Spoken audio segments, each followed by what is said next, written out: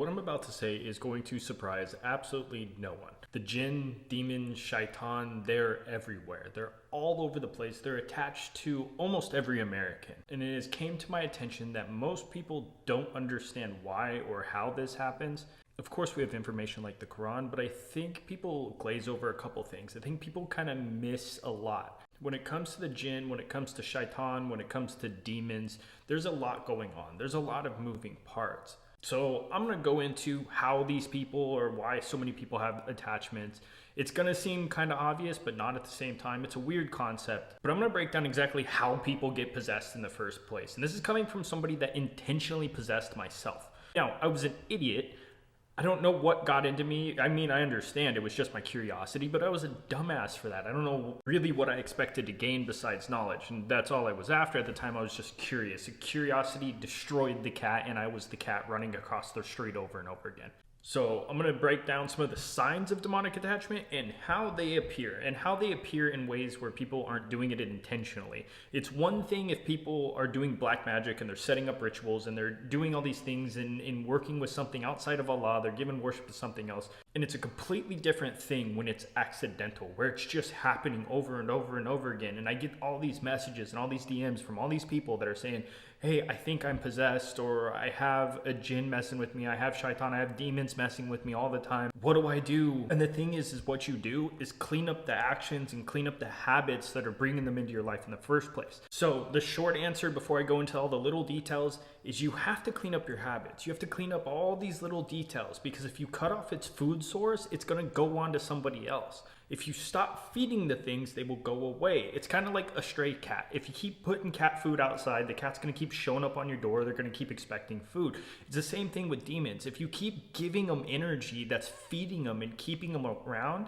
they're going to keep showing up. They're not going anywhere until you fix these things. It doesn't matter how many exorcisms you do. I cannot pronounce the word, but it's like Rugya, Islamic exorcism. You could do that and then come back home and be possessed immediately after. It doesn't do no good. Now, of course, everybody needs to be doing 5 daily prayers at minimum, but you can pray all you want. But that's like taking a shower and then immediately running out of your house and jumping into a pile of mud. It doesn't matter. You can keep cleaning yourself over and over and over again. But until you get rid of certain habits and get rid of certain characteristics and things you're doing, they're going to keep appearing over and over and over again. So I'm going to try my best to go through all these little habits, all these little decisions that we subconsciously make that's keeping these demons in our life, that's keeping these attachments around, that keeps them coming back over and over again. And one more thing real quick before I continue, just give me like 30 seconds. I reopened up the calls. So if you guys want a specific call, you want to speak to me directly, it's on Gumroad. I have a whole system set up where you can book times and book information in a moment where we can sit down and talk. They're 50 minutes. We can go over them. I set 50 minutes just in case I have somebody book one immediately after the other. That way I get a 10-minute buffer in between. But we could do this on Instagram. We could do it through WhatsApp. We could do it through a normal call if you are in the US. We'll find a way to communicate. We'll find a way to get on that call. But if you want to speak to me directly about something that's going on, this is going to be your best avenue. And I also dropped another ebook. It's a quick little banger. It's the Jinn Guide. It pretty much explains the 7 deadly sins and these jinns that are associated to all these negative actions, all these sins, all this haram. It's also going to be on Gumroad. I'll put all the links down for you. So if you are interested, that ebook is there. It's pretty much going to be a text version of all the videos I'm breaking down right now. But okay, back to it. Now, the first one may seem a little obvious, but a lot of people miss this. Clean your room. Clean your apartment. You need to clean everything. Everybody knows the jinn likes dirty, disgusting places. Leaving food out invites these spirits into your life. Leaving food out gives them something to eat. That is feeding the stray cat. That gives them something to consume, especially meat. I cannot tell you how many occultists and how many practitioners that are literally worshiping demons use meat and cheese and milk as an offering. When these things rotten, when these things get bad, this is what demons want. This is what people use as literal offerings for demons. Clean your house. You are setting out offerings for these things. You are letting these things survive. Now, I'm sorry if I'm being a little rough about this, but this is a big deal. Keep your space clean for a multitude of reasons, but on top of it, you got jinn. Your chick's not going to want to hang out with you. There's not going to be any girls in your house. If you're looking to get married, that's not going to get you very far. If you're looking for a husband, he's going to think you're gross too.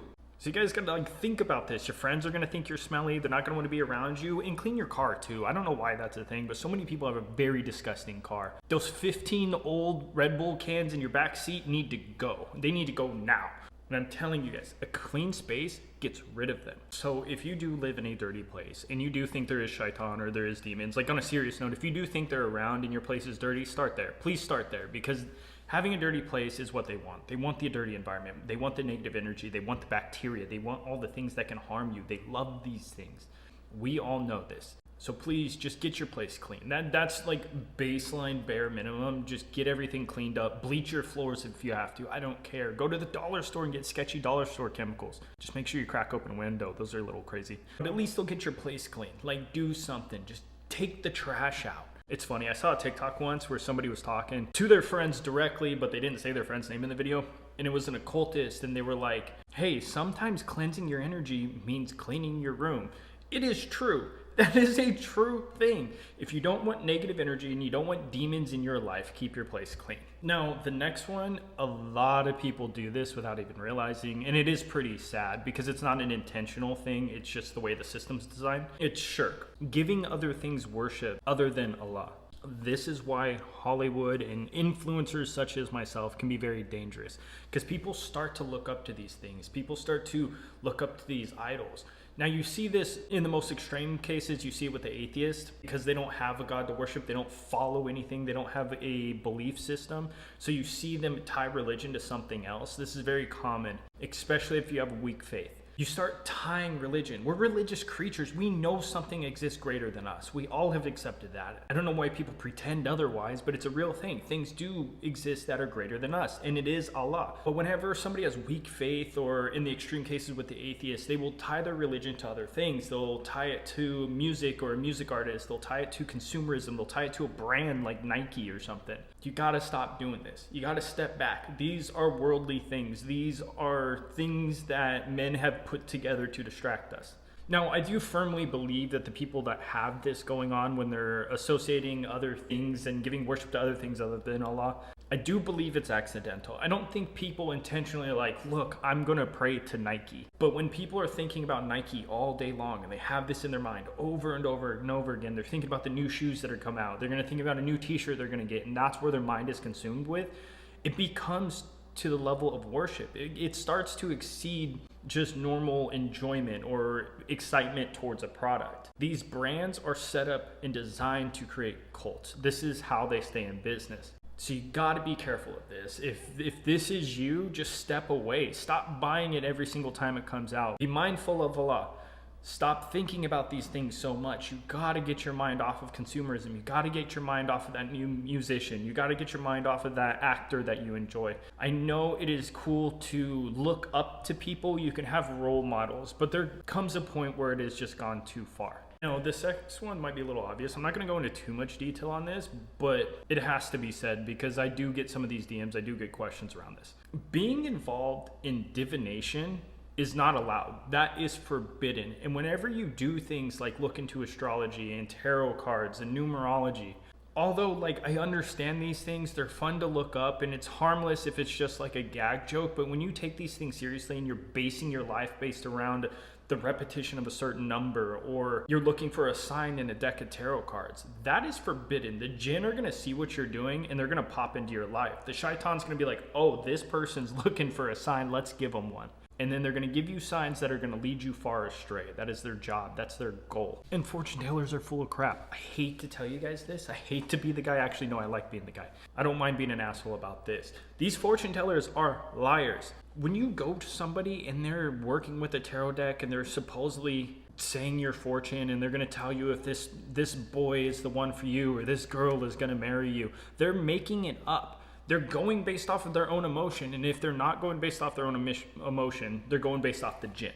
These people are scammers, and maybe some of them aren't intentional scammers. Maybe there's a chunk that is just like borderline schizophrenic that really believes their own lies. But I'm telling you, I came from that industry. I used to have a business hand creating tarot cards. The way fortune tellers do it does not work. Your energy isn't tied to that deck at all. So even with an occultist perspective, it's impossible for them to pull that off. If somebody's just talking to you, especially the Etsy ones, hold on, this is blowing my mind right here because I've had a lot of these stories come up. These Etsy fortune tellers are just going to ChatGPT and popping some stuff up and then just sending it to you. Stop being involved in that. Now, I don't think most of you guys are, but it had to be said. It is a thing, it is a question that comes up. So I need to remind everybody, don't be involved in tarot. Astrology is not allowed. This is all false guidance. This is not true. This is not real. Now, I kind of touched on this briefly already, but we're going to go into music. I know I touched into it with idol worship, but this is kind of a sticky conversation where some people are going to agree with me, some people are not. That's okay. If you don't like what I'm about to say, yell at me in the comment section. It's okay. I won't put it past you. I won't take it personal. You can cuss me out if you want. But music is vibrations. Music is energy. We've seen this. We have plenty of studies and we have plenty of tests. And there is a reason why music is forbidden. Now, before I continue, I want to say I don't think every song ever is demonic. I don't think every song that ever exists is going to lead you astray and make you possessed by jinn.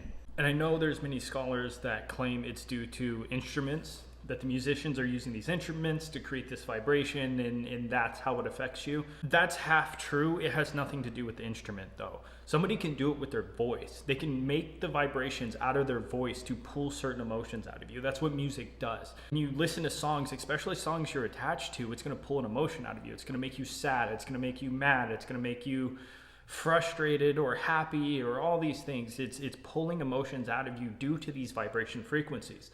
And that itself is forbidden. Now, once again, do I think every song ever is going to lead you astray? No, that's wild. That's pretty optimistic to think that all these bad SoundCloud rappers are going to be able to do that. That's just not how it works.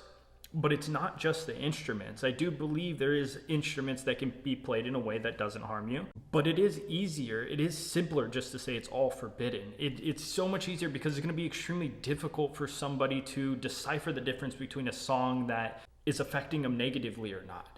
So the best bet I'm going to say is avoid it as much as possible. I get it when people go to the gym, they throw headphones on. I mean, in America, I don't know if it happens in other countries, you guys can let me know, but in America, if you just go pump gas, you're listening to music. They're blaring music out of the speakers at a gas station, especially if you live in the hood. If you live in the ghetto like I did for years, they're blaring opera out of the speakers because they think it makes people not want to steal things. But in reality, I mean, you guys all have social media. If you get on TikTok, you get on Instagram, you're hearing music the entire time.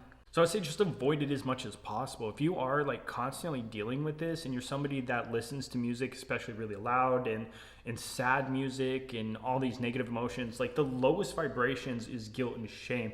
So if you're listening to songs, like almost every mainstream song ever that's written in a minor scale, the minor scale will make you feel sad. It'll make you feel guilt. It'll make you feel shame. So just switch it up or like cut the sad music out. At least do better. At least find a better alternative. I get it. Music is an addiction. I know we don't really like to talk about this, but it is a thing. And if you are constantly dealing with shaitan and you think demons are messing with you and you're somebody who listens to sad music all the time, start there. It might help you. I'm just saying, give it a chance. I know it's a difficult thing in modern society. Music's everywhere. There's songs we really enjoy. There's songs we really relate to.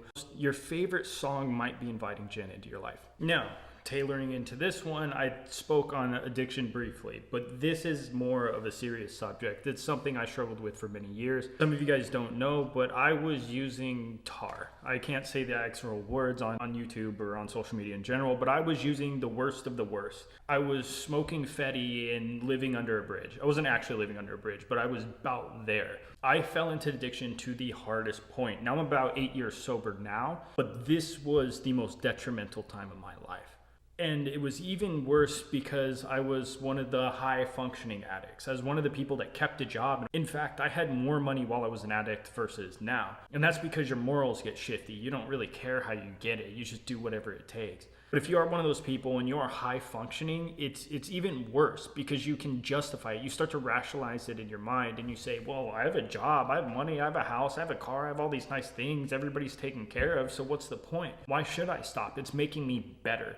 And that is the part where this addiction gets very, very dangerous because it lies to you. I'm going to go into alcohol specifically because I think that's a lot more common, especially amongst Muslims. We're going to drink a beer before we're going to eat bacon.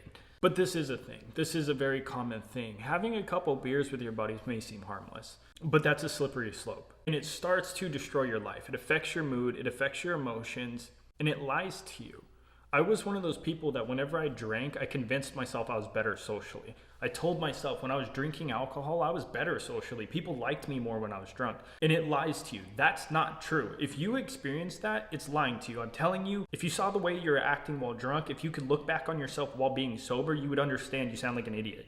Alcohol's not helping you. None of these substances are helping you. All these things are hurting you. And whenever you use these things, the voice of the shaitan gets louder and louder and louder. It becomes that second voice in your head. The whispers of the shaitan are able to lead you astray fast. Oh, and real quick, I know there's a little bit of buzzing with this microphone. I don't know why it happens. It just happens randomly. But yelling at me isn't going to fix it, guys. It's okay, I promise. It's a little bit of buzzing. It's not too crazy. Eventually, or whenever I get paid again, I'll go grab another one. And yes, I do use a real microphone. My apartment's just like, I don't have a couch. It's like very echoey in here. But just relax over time. I promise the content will get better. The audio will get better. It just takes time. But anyways, back to the main focal point of this video and how to avoid getting possessed by jinn and how to make it where it stops. Anger, envy, and jealousy. These things will bring demons back into your life over and over and over again. Feeling these emotions is not a good thing. You can Google the vibration frequency scale. That is a real thing. When you feel these negative emotions and anger and jealousy and rage and all this stuff, they love it. This is how the shaitan can direct you. They can lead you to more chaos. Just because you're feeling these angry emotions, they can make you follow them. They can add an extra whisper to the anger and with the anger and send you down a path that you don't want to be on. I get it. With everything going on, we got crazy politics and crazy things going on in the world. It's easy to lose patience and it's easy to be angry at your neighbor right now. But I'm telling you, that anger, that rage, that jealousy, that envy, that is not helping you. So if you are dealing with demons and you really do think they're around a lot, check yourself. Really check yourself. This is something I struggled with. I'm not a patient person naturally. Very angry, very violent, very aggressive. And it took me a lot of work to gather patience. So I understand fully. I understand deeply this is not an easy thing to ask of you guys. But please find ways to develop patience. The way I did it is everywhere I drove, I stayed in the slow lane. I would stay behind semis in the slow lane and stop and go traffic. I would leave my house earlier just so I had the ability to do this, to create this action. And by doing this, I became very, very patient.